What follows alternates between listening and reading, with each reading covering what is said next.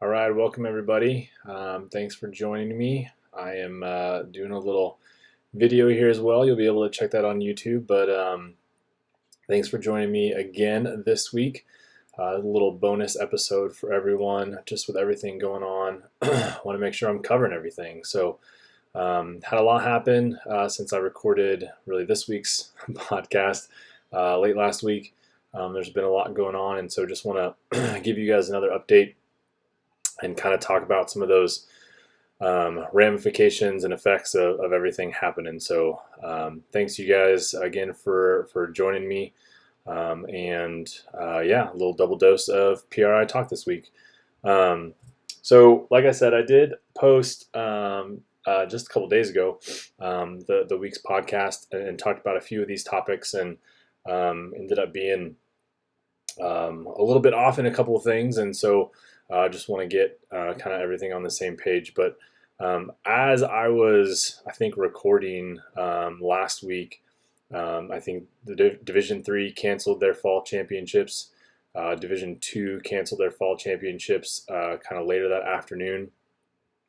This week, we've had the MAC, Big Ten, Mountain West, and now the Pac-12 have all canceled their fall. Now, as far as the Power 5 goes, it's only two of the Power 5 schools right now because we've still got the Big 12, the ACC, and the SEC have all come out and said that they are going to play a fall schedule, play a conference schedule. And so there's definitely some ramifications and some questions to kind of have asked here. And one of those is, especially for those sports that are not going to have a fall, at least as of right now, is basketball going to be your guinea pig now? What is the plan for basketball in the winter as that winter sport, December through March? What is their plan going to be? And are they going to have a plan for basketball? Because, obviously we had sort of a basketball season last year and canceled in the postseason, canceled the NCAA tournament, which was a huge ripple for athletics, college athletics, money wise, and some other things. But the basketball season starts up sometime in December. Obviously, they're practicing and stuff before that, but the games start up sometime in December, I think. So what's the plan there? Again, do these schools have a plan going forward for what they're going to do for basketball? Because they seemingly, as much as they maybe said or thought they had a plan for football, they didn't. And these other fall sports, they didn't really seem to have much of a plan. At least, maybe some of the coaches that I've talked to in some of the other conferences that are still going, at least as of right now, maybe they have a better plan in place for what's going on. One of the questions, what happens if we go a full year without basketball and football? How will some of these athletic programs survive? And my short answer is they really won't, at least not in the same way that they have before, or at least for the last few years, with all the TV revenue and things like that. How is that going to affect college athletics? I read an article just the other day, and he was basically saying that he hopes college football dies because of all this going on, and he can, you can maybe go find that article. But I think there's, you're looking at the Pac-12 borrowing millions of dollars right now, at least looking at that, just to stay afloat, because, it's just like anything else. If you're just an individual or a family that makes a certain amount of money, you live at a certain expense rate. Like, you spend a certain amount of money because your income is so much, and then all of a sudden when that money goes away, you have to change the way you live. You have to change the way you live, and these athletic programs are going to have to change the way they live if they're not going to have that money coming in. And I think, unfortunately, they're going to try to figure out how to spend the same money that they've been spending, or at least pretty close to it, and still be able to do what they've been doing without this income from the basketball tournament, without the TV revenue and things like that. So that's part of the the lone issue, I think, with the Pac-12. But don't live above your means, and I think college athletics is going to have to figure out how to not live above their means. Maybe you've already had the NCAA pay out 40% less than expected because of no basketball tournament. Now, if you start football in March, are you going to get out? Are you going to get your TV revenue in May, right, by the end of the fiscal year, to balance all those budgets out? And maybe they do, maybe they don't. I don't know exactly what that timeline is, but to me, that's a fair question that we're going to have to figure out, because that TV revenue does affect almost every other sports budget for these programs. Okay. One of the questions too that got asked, and I haven't seen an answer for this, and I'm really, really curious about this one. You're doing a conference season football in the spring and then again in the fall of 21, and you've only got the summer break, when normally, those football athletes are doing summer workouts. So you're doing basically back-to-back 20 football games plus for some of these programs, in a year, versus they do it in the fall and 12 months later. So it way more football games, right, in a shortened amount of time is what it looks like, and is that going to be something that everyone's okay with doing? And again, my standpoint this whole time is I don't really see us being in a different spot come January, when we're talking about spring. When athletes come back at the end of January or whatever, and you start practice again for spring sports, are we going to be in a different place than we are right now? Are we going to have a better plan than we do right now? Gosh, I hope so, because we've already done it with basketball. But are we going to be in a different place? We've figured out the virus, figured out the contagious, but are we going to relax more? And so I feel like we're going to be having the same conversation in January as we're having right now. And so worst case scenario, having a complete calendar year with no basketball or football revenue, no TV money coming in for college athletics. And that's obviously worst case scenario, because if we get to January and we're still in the same place, then, how are we going to handle that? Are we going to, in my mind, we're still at the same amount of risk for coronavirus in January as we are now. The other thing is, some of you guys have seen, and some of the conferences, like I said, are playing a conference schedule. And so there is a little bit of, some stuff going on there. But this whole we want to play thing that the athletes are grabbing onto, I do think there's something to be said about the measure of, you can hear my 2-year-old coming in. There is some measure of the safety of the athletes and the access that they have to medical facilities and to doctors and stuff like that. And that piece of it being paid for by the school, right? Obviously, athletes can go to a clinic when they're back home and go to a hospital and find a doctor when they're back home. Obviously, they can figure that out. But the access and support that they are going to get being on a college campus, and then who's paying for that, is I think going to be way different with athletes if they're on campus in a sport and that sort of thing than it is going to be back home. Obviously, if they're back home and something happens, then it's on them. And we know across the board, not every athlete is in the same financial situation, obviously, and so I think there's something to be said about that piece of it. On the flip side of that, the athletes aren't exactly 100% safe on campus either, right? Of the programs that have started workouts this summer, and kind of really early on, well, it's still this summer, and going into their fall, several have had to stop because of so many athletes testing positive. I think Louisville, I posted that on Facebook a week or so ago.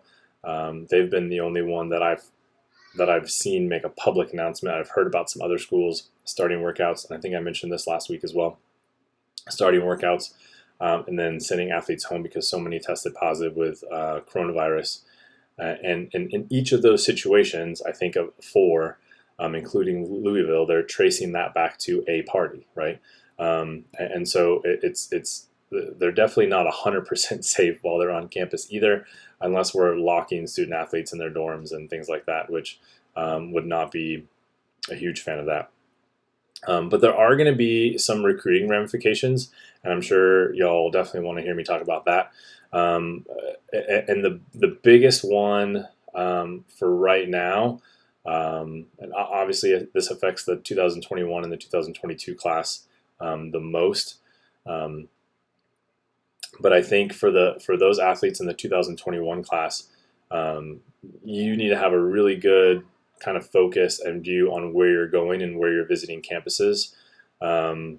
Being seen and figuring out what options you have at which schools, um, because figuring that out over the next several weeks and months, if you're not already down that path, it is going to just become more and more difficult. Um, so now potentially for a lot of these schools, we have club season, recruiting season happening at the same time as fall. Again, cross fingers as long as stuff happens in the spring and club happens in the spring. Um, but there's going to be some issues that come up just with that specifically.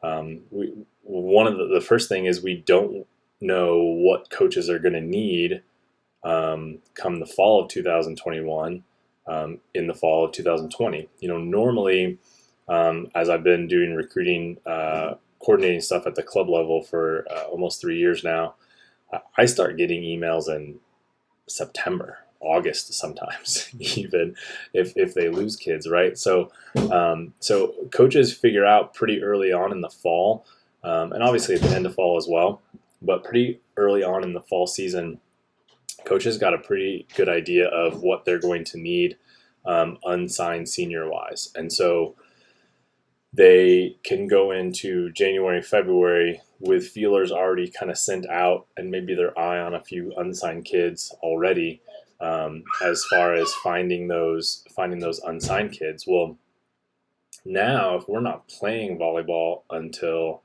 March, right, when club season's happening, then those coaches aren't going to know what they're going to need as far as unsigned seniors goes. If they need them, obviously they might not, and there's a whole lot of variables there. But they're not going to know what they need until at the end of that season. And so if you're in the 2021 class, we definitely need to be hammering some things out. With this shift in where seasons are going, because even at the Division II level, I will just again take Division II level. Not all those programs are fully staffed, and so if it was hard for them to go out and recruit in the spring during recruiting season, then it's definitely going to be hard for them to recruit in the spring when they're having to worry about their own team because they don't have a full staff. So, and especially, now that we're talking about budget cuts potentially in a lot of different areas, for recruiting and staff and things like that, we'll see skeleton staffs for the most part, if at all, during the spring season. So that is going to make it really, really difficult for the 2021 class. And for all of my kids in the 21 in class that are still looking, I know right now, we can't plan on waiting that long. Again, especially because a lot of these coaches are going to be coaching their teams during the spring. And so we've got to do our due diligence in getting in front of those coaches and getting as much film as possible in the fall as we can and sent to those coaches, because they are, one, going to have to watch high school film in the fall and recruiting film in the fall and in the spring, obviously. But because here in Texas, I'll throw that out there. Here in Texas, we're still doing high school sports, and there's a lot of other high school sports as well. At least as of right now, I saw something that Max Preps put out on Instagram that said 8 of the 11 states represented in the Big Ten are still doing high school sports in the fall, and that to me is really interesting. And obviously, high school will be on the other side of college. It's not like high schools make a decision and then colleges make a decision based off that. It's usually kind of the other way around, if at all. But lots of states still doing high school sports, and so there's going to be film that you're going to need to send to college coaches this fall for sure, and definitely into the spring. And then on the coaching side, And I talked about this a little bit last week, after and Hugh and I talked about this, about the AAU tournament. Moving forward, college coaches, we're going to have to figure out how to recruit kids off film. And it's just going to be, have to be one of those things that we get better at and plan on doing. So with the 2022 class, one of the biggest things that I found that's hard for this class right now is that if you weren't on a coach's radar at the tour finals down in Austin or at Triple Crown, it's hard to get on their list. And now with moving seasons again potentially, and again we've still got 3 Power 5 schools that are going to play in the fall, at least as of right now. Getting in front of those coaches is going to be more and more difficult. And so until all of their options that are on their board already go away, getting on their radar is going to be difficult. And so, same thing as far as film goes, got to get film out to these coaches this fall when your high school team plays. And I'll tell you what, if your high school or your club, and I'll give a free a shout out to the huddle stuff right now. If your high school doesn't do the huddle stuff where they actually go through and tag all that film for you at the high school and club level, then if you're a high school coach or a club, listening to this, it's definitely something that, or a parent even, it's definitely something that you might want to invest in, or at least look at, because the opportunities for college coaches to watch film of your athletes in that way, right? Just like they would scout their opponents, because it's basically the same system that they use at the college level with volumetrics, or similar. That they can just plug in which player from the opposing team that I want to watch, and I can watch all the film from her that season. So it's a really, really neat system for them. They understand it. They know how to use it. And so that's my 2-year-old. That's Finn. He's breaking in to the office. But there is, there's definitely some options there. But film is going to be huge this fall for those girls that are uncommitted, and getting that film from a high school season. You definitely need to be recording your high school games this year. Because I think there's going to be a lot that happens over this fall through that film. And again, coaches are going to have to figure out how to make these decisions in not watching kids live. That's always been the thing, is I watch film and then I go watch a kid live. And chances are these coaches aren't going to have opportunity to do that. But we are talking about being on dead period still through the end of December. Every coach I talk to thinks that's going to happen, even if they don't have any sort of knowledge about it. And the ones that have knowledge about it, they're like, yeah, it's probably going to happen. So again, we are talking about a dead period. So no visits, no camps, and all that stuff through December. And again, we're on a quiet period already for Division I, January till February. For Division I schools. And so February 14th, 15th, whatever, Triple Crown weekend, Omaha weekend, whoever else is playing, wherever else there's tournaments that weekend. But that's what we're shooting for, again, for recruiting stuff to happen. Obviously Division II, I will throw out this a little bit, because Division II is on a little bit different page. I was pretty surprised that the Lone Star Conference decided to postpone to the spring, just from what I was hearing from coaches across the conference. And so I was a little bit surprised that happened. But Division II is on a little bit different path as far as, their campuses have been open. If their campus is open, they're not on a dead period. Several of those coaches I know are trying to schedule some camps and clinics and stuff like that off campus.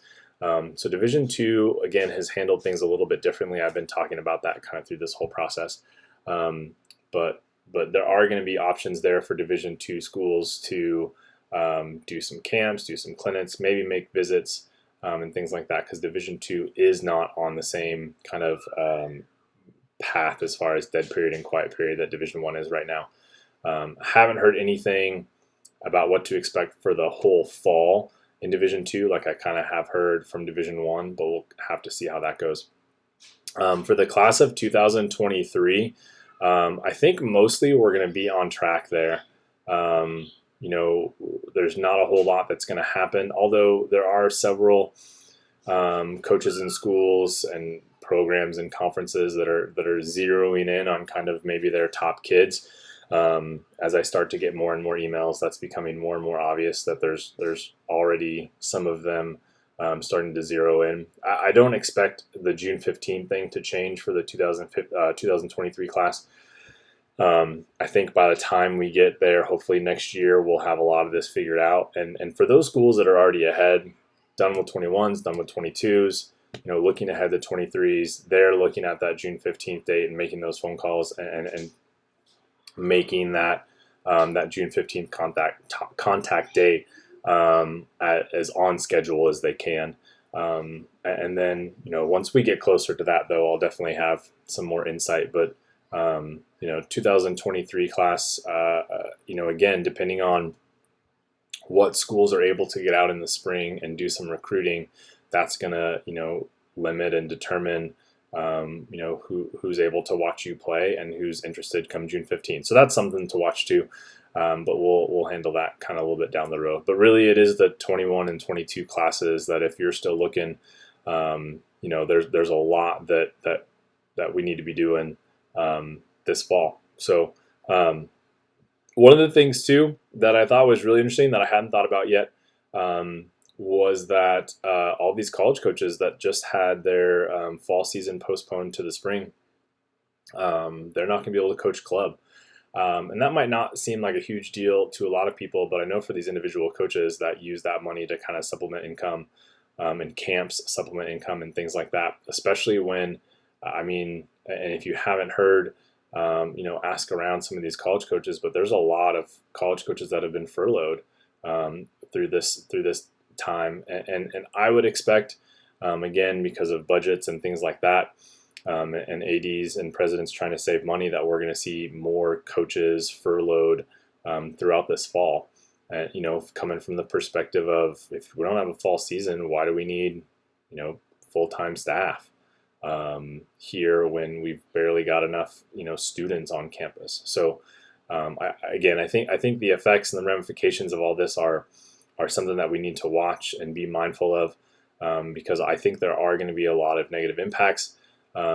Financially, obviously, and well-being has been one of them. And I think it's gonna, again, the ripples of this for college athletics is going to be huge. And so definitely wanting to keep an eye on that. But for those of you guys that have been, kind of asking about the recruiting stuff, it is going to be a challenge. And I just encourage, all of my athletes and any that aren't, I guess, my athletes, anyone that's listening to, make sure that you're doing what you can to get in front of these coaches, and get send them film what you have. I have athletes sending me, right now, just practice film, and we're kind of going through it and talking about what they need to put in the practice film, what they don't want, and what the coaches really want to see. Do they really want to see a whole practice? Do they not? And I'm kind of talking to those coaches about that as well. But, even just some 6-on-6 in the gym play for club practice. I know there's lots of clubs here in Texas that have had been practicing, before high school season started. So there's a lot of film that you can send coaches and give them an idea of what you're capable of. And so there's a lot that you can be doing. And as always, my encouragement, do not slow down. Stay aggressive with what you're doing, and make sure that you are getting in front of these coaches. So yeah, that's it. Thanks again, you guys, for listening. Twice this week, 2 episodes. Maybe we'll have to make this normal. We'll see. But yeah, I hope everyone has a great week. I know that high school is starting up today, I think. I saw some parents posting on Facebook earlier. They're sending their kids off to school for in-class or remote or whatever y'all are doing. But good luck with that. I know, again, here in Texas, high school season is has started. Practices are going on and things like that. So good luck to all of you guys starting your your varsity and JV seasons for high school this year. And to all the 2021 seniors, good luck. And I hope you guys have a safe and healthy fall. And thanks again for listening. And I'll be here again next week.